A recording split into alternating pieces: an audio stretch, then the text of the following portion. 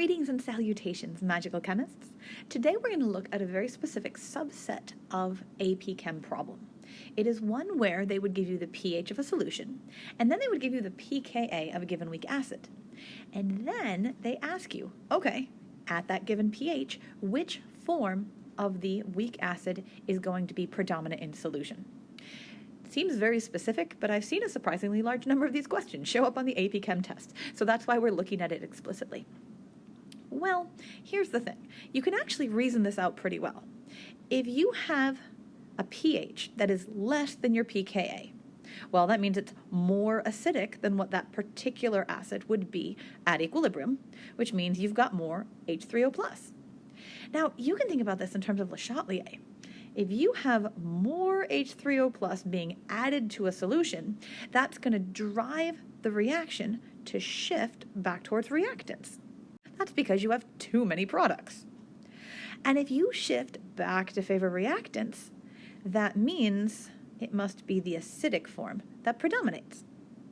In a nutshell, if it's more acidic than the conditions of pKa, well, the acid form will predominate. That's kind of a weird phrase, but it just means that you'll have more of the weak acid in solution than you will the conjugate base. So if you're going to put it in the form of a fraction, also a surprisingly common thing to do, well, you've got more of the HA and less of the A-. This is greater than 1. This is not a 1-to-1 ratio. Of course, if the pH of the solution is exactly equal to the pKa of the acid, you have an ideal buffer. And of course, an ideal buffer has a 1-to-1 ratio. So your HA is going to be equal to your A- concentration. So of course, neither form predominates, and your ratio of the acid to the base is going to be exactly equal to 1. It should not surprise you to learn that if your pH is greater than your pKa, which of course means it is more basic than the conditions at the ideal buffer ratio, well, you're going to have more of the conjugate base than you will of the conjugate acid. This is because if you increase the concentration of hydroxide, it's basic, that's what that means, well, that means you must have less hydronium. And if you have less hydronium, you have less products. And according to Le Chatelier, the reaction is going to shift to favor products to reestablish equilibrium. So, of course, products would have A- as the form that predominates. So when you look at your ratio of your weak acid to the conjugate base, this time, of course, it's less than 1. You have less weak acid than your conjugate. This is why when you're doing an acid-base titration, you want to choose an indicator. Remember, the indicator is what changes color to show you when you've reached equivalence point. You want it to be where your pKa is about equal to pH at that equivalence point. That's because indicators are commonly weak acids. And in an indicator, the acid form of the indicator is a different color than the conjugate base form. So that means if the pKa is equal to pH at equivalence, it will change color as soon as you go past the equivalence point. Don't worry, we will talk more about titration soon. Okay, let's go ahead and look at a practice problem that you might see on the AP Chem test. This question is from the free response just a couple of years ago, and it says a buffer is made using HNO2 as one of the ingredients, and it gives you the Ka and pKa value. And then it gives you a particulate representation of a small portion of the buffer. They want to know, is the pH of the buffer represented in the diagram greater than, less than, or equal to 3.40, which is, of course, the pKa value. And you need to justify your answer, of course. So I think it would be a great idea for you to try this problem on your own. And then, when you're ready to check the answer, unpause the video.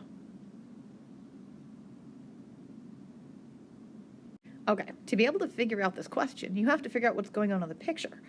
And I have to admit, I just counted the particles to see what was what. And in the picture, there were 10 particles of HNO2 and only 5 particles of nitrate. Nitrite, my bad. This shows you there's clearly more of the acid form than there is of its conjugate base in this particular buffer. Well, hopefully you recognize that. Therefore, if the acid form is more dominant, then the pH must be more acidic, which is less than the pKa. You have 2 different ways of explaining this problem. You can be qualitative or you can be quantitative. Let's go qualitative first. So we just have to explain, well, okay, let's say if those 2 particles were equal, the HNO2 and the NO2 minus, then the pH would equal the pKa. and the pH of the solution would be exactly 3.4, but since we know there's more H plus than NO2 minus, or HNO2 than there is NO2 minus, the solution must have a pH less than 3.4. Okay, but let's say you're feeling, that's too many words, I don't want to write all of that. Well, you actually could just plug this into the Henderson-Hasselbalch equation. Easier to use than it is to say. According to that lovely equation, we know that the pH is equal to the pKa plus the log of the ratio of the conjugate base to the weak acid. So we just plug in the numbers we know. Since it's free response, we get a calculator, so that makes this easy peasy.